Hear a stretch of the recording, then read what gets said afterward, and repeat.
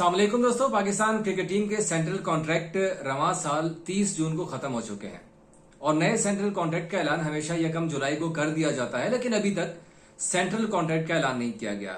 हमारे पास कुछ इन्फॉर्मेशन आई है कि जिसमें किस किस खिलाड़ी को इस बार सेंट्रल कॉन्ट्रैक्ट दिया जाएगा, किस किस सेंट्रल कॉन्ट्रैक्ट में प्रमोशन होगी, किसको सेंट्रल कॉन्ट्रैक्ट से बाहर किया जाएगा, मतलब उनकी टाटा बाय बाय हो जाएगा, छुट्टी हो जाएगी उनकी ना, और ये ऐलान कब कर दिया जाएगा। तो इस हवाले से कुछ उड़ती उड़ती खबर आई है हमारे पास। कुछ ऐसी रिपोर्ट सामने आई है कि सेंट्रल कॉन्ट्रैक्ट जो है वो बांग्लादेश के खिलाफ सीरीज से पहले पाकिस्तान क्रिकेट बोर्ड अनाउंस कर देगा। और इस हवाले से दोनों जो हेड कोचेज हैं जेसन गिलेस्पी और गैरी क्रिस्टन, उनकी मुशावरत के साथ ही Pakistan cricket board central contract के ऊपर काम कर रहा है और बहुत जल्द इस हवाले से जो लिस्ट है सेंट्रल कॉन्ट्रैक्ट की वो फाइनल कर दी जाएगी। अब इसमें जो सबसे इंपॉर्टेंट चीज है वो ये है कि ए कैटेगरी के अंदर कौन से खिलाड़ी रहेंगे, क्योंकि पाकिस्तान क्रिकेट बोर्ड ने चंद दिन कबल एक प्रेस रिलीज जारी की थी जिसमें उन्होंने ऐलान किया था कि सेंट्रल कॉन्ट्रैक्ट में जो पैसे दिए जा रहे हैं, अब सपोज अगर बाबर आजम 65 लाख की सैलरी है बाबर आजम की विद टैक्स, तो वो ही जो 65 लाख रुपए हैं उतने ही रहेंगे। सेंट्रल कॉन्ट्रैक्ट में कोई कमी नहीं की जाएगी, खिलाड़ियों में कटौती नहीं की जाएगी, क्योंकि सोशल मीडिया के ऊपर ऐसी खबरें आई थी, ऐसी इतलात आई थी कि शायद T20 वर्ल्ड कप में जो परफॉर्मेंस रही है पाकिस्तान टीम की, उसके बाद पीसीबी ने फैसला किया है कि सेंट्रल कॉन्ट्रैक्ट्स में खिलाड़ियों के पैसे कम किए जाएंगे, मतलब उनकी सेंट्रल कॉन्ट्रैक्ट एक किस्म की तनख्वाह है और वो तनख्वाहों में कटौती की जाएगी। लेकिन अब कटौती करने का फैसला जो था वो नहीं लिया गया और अब वैसे ही वो बरकरार रहेंगे। अब एक कैटेगरी के अंदर इस वक्त बाबर आजम, मोहम्मद रिजवान और शाहीन शाह अफरीदी हैं।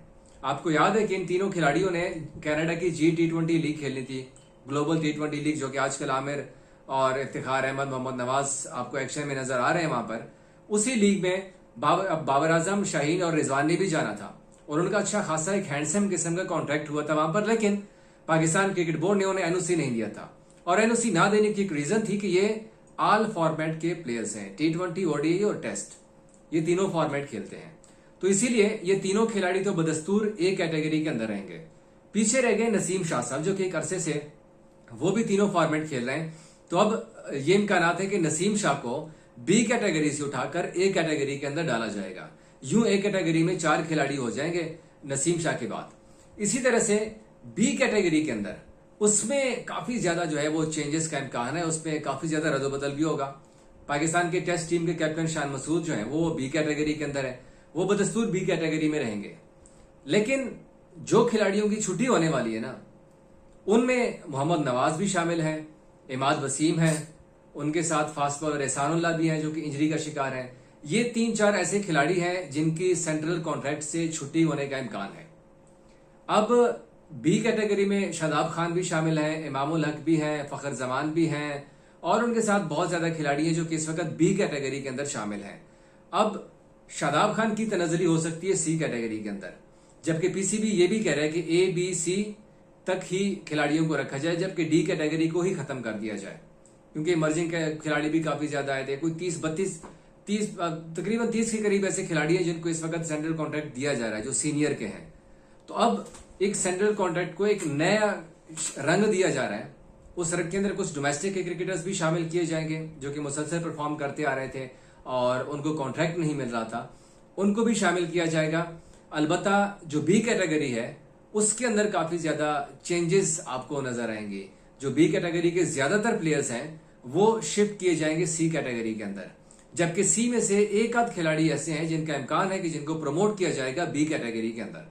तो ये सेंट्रल कॉन्ट्रैक्ट के हवाले से खबर आई थी कि अब जो ए कैटेगरी है बदस्तूर उनके पैसे उतने ही बरकरार रहेंगे, अलबत्ता नसीम शाह की एडिशन कर दी जाएगी और उनको ए कैटेगरी के अंदर किया जाएगा। लेकिन जो सबसे इंपॉर्टेंट पॉइंट है वो ये है कि सेंट्रल कॉन्ट्रैक्ट उन खिलाड़ियों को मिलेगा जो कि फिट हैं। इस टाइम पे सेंट्रल कॉन्ट्रैक्ट को फिटनेस से मशरूत कर दिया गया है। पीसीबी ने यह कहा है कि भाई जो खिलाड़ी फिट नहीं होगा उन्हें सेंट्रल कॉन्ट्रैक्ट नहीं मिलेगा। ये बड़ा क्लियर कट पैगाम है चेयरमैन पीसीबी की जानिब से भी और पीसीबी की जानिब से भी उन खिलाड़ियों के लिए। अब एहसान का नाम मैंने इसीलिए लिया कि वो पिछले 1 साल से फिट नहीं है, वो फिटनेस का शिकार है, वो बदस्तूर अपना रिहैब मुकम्मल कर रहे हैं और अभी तक उनका रिहैब मुकम्मल नहीं हुआ। तो जब उनका रिहैब कंप्लीट नहीं हुआ तो उनको फिटनेस प्रूव ही नहीं किया अभी तक, वो बाहर ही नहीं आ सके अपनी इंजरी से, तो उनको किस बेस के ऊपर सेंट्रल कॉन्ट्रैक्ट दिया जाएगा? एक तो ये बड़ा सवाल है। जो खिलाड़ी इस वक्त इंजर्ड है, क्या पीसीबी उन खिलाड़ियों को भी सेंट्रल कॉन्ट्रैक्ट देगा? ये इस वक्त सबसे बड़ा अहम सवाल है। आमिर जमाल जो है वो इंजरी का शिकार हो चुके हैं काउंटी क्रिकेट के अंदर। हसन अली इंजरी का शिकार हो चुके हैं काउंटी क्रिकेट के अंदर। इसी तरह से जमान खान थे, उन्होंने तो खैर रिकवर कर लिया था। वसीम जूनियर, उन्होंने भी अब तकरीबन रिकवर कर लिया हुआ है। और भी हमारे जो 2-3 स्पिनर्स हैं वो भी इंजरी का शिकार हैं, जिनका रिहैब चल रहा है। तो बहुत ज्यादा ऐसे खिलाड़ी हैं जिनका रिहैब तो चल रहा है। क्या पीसीबी आया उन खिलाड़ियों को भी सेंट्रल कॉन्ट्रैक्ट देगा जिनका रिहैब चल रहा है, जो इंजरी का शिकार हो चुके हैं? ये इस वक्त सबसे बड़ा अहम सवाल है, क्योंकि पाकिस्तान क्रिकेट बोर्ड एक तरफ तो खुद कह रहा है कि भाई सेंट्रल कॉन्ट्रैक्ट हमने फिटनेस से मशरूत किया हुआ है, जो खिलाड़ी फिट होंगे हम सिर्फ उन्हें ही सेंट्रल कॉन्ट्रैक्ट देंगे। अब इन खिलाड़ियों के तो तबादले होंगे, अब देखते हैं कि आया इंजरी वाले प्लेयर्स को सेंट्रल कॉन्ट्रैक्ट मिलेगा या नहीं मिलेगा। लेकिन बांग्लादेश के खिलाफ आने वाली जो सीरीज है, टेस्ट सीरीज 21 तारीख को पहला मैच खेला जाना है। उससे पहले अगस्त के में भी पहले हफ्ते या दूसरे हफ्ते के अंदर सेंट्रल कॉन्ट्रैक्ट का ऐलान कर दिया जाएगा, और उसमें फिर देखेंगे कि कौन से ऐसे खुशनसीब खिलाड़ी हैं जो कि ए कैटेगरी, बी कैटेगरी और सी कैटेगरी में रहते हैं। लेकिन हमने आपको चंद खिलाड़ी ऐसे हैं जो कि बड़े नाम हैं बता दिए कि जिनकी छुट्टी हो सकती है, जिनकी डिमोशन हो सकती है, और कौन से खिलाड़ी ए कैटेगरी के अंदर बरकरार रहेंगे, ये हमने आपको बता दिया। अब देखते हैं कि central contract Pakistan cricket board जो अनाउंस करने जा रहा है उसमें कौन कौन शामिल होगा। Thank you.